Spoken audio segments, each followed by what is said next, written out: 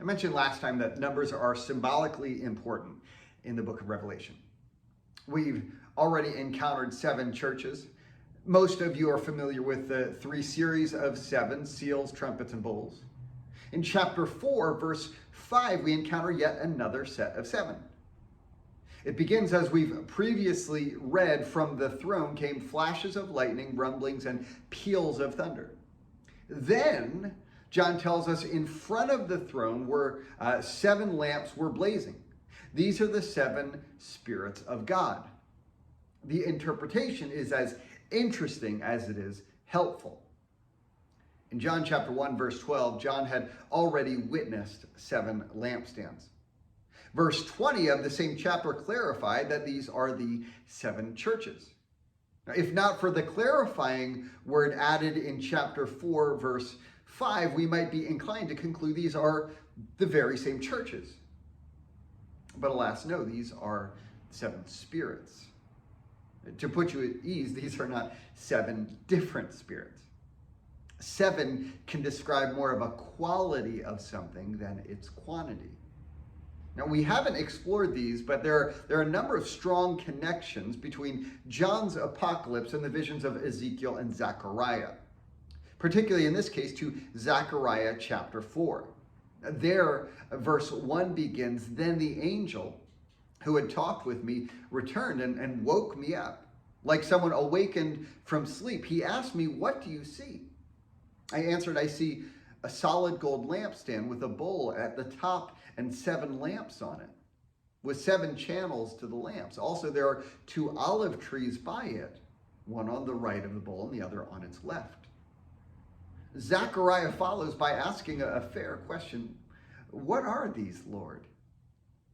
Now, on the one hand, Zechariah clearly knew what these objects were. They are like the 2 golden lampstands, each with 7 lamps that Moses was commanded to make for the tabernacle. Solomon's temple had 10 lampstands made of the same design and placed 5 on each side of the holy place. Thus, Zechariah had to know what they were.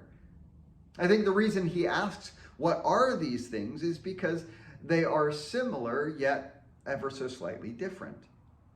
See, there's a bowl on the top of each lamp, each with 7 channels, meaning that each of the 7 lights are self-fed with all the oil that they need. And the bowl on the top is actually continually fed, according to verse 12, by the trees adjacent to each. Now let's look at the interpretation the angel gives. This is the word of the Lord to Zerubbabel. "Not by might nor by power, but by my Spirit, says the Lord Almighty." These lamps have no need of priests to tend them. They are entirely self-sufficient, or better yet, God is sufficient for them. Now, much of the preceding chapters in Zechariah dealt with the coming reconstruction of the temple. And the Israelites had recently returned to Judah from exile in Babylon.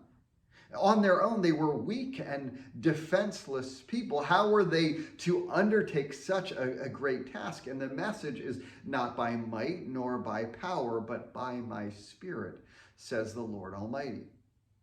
I know it's a kind of a long tangent, but let's fast forward to Revelation chapter 4, where we've got 7 lamps, again representing the Spirit. This time described as the 7 spirits of God before the throne. Now, drawing on the creation story in which all creation was complete in 7 days, the number 7 symbolizes fullness and completeness. The Spirit is there in fullness and abundance and is totally sufficient for any and every task.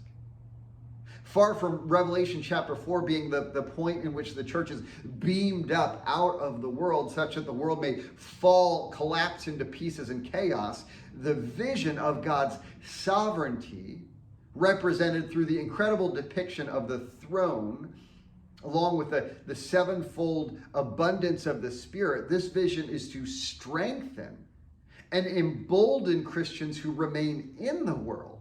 Like God is in control. You will persevere and even conquer, not by might nor by power, but by my Spirit. As you hold forth in witness, though you consider yourselves small and weak, the powers aligned against you are vast and powerful. Remember the vision. He is in control. He has given you everything you need because, in fact, He has given you Himself. Have a great week.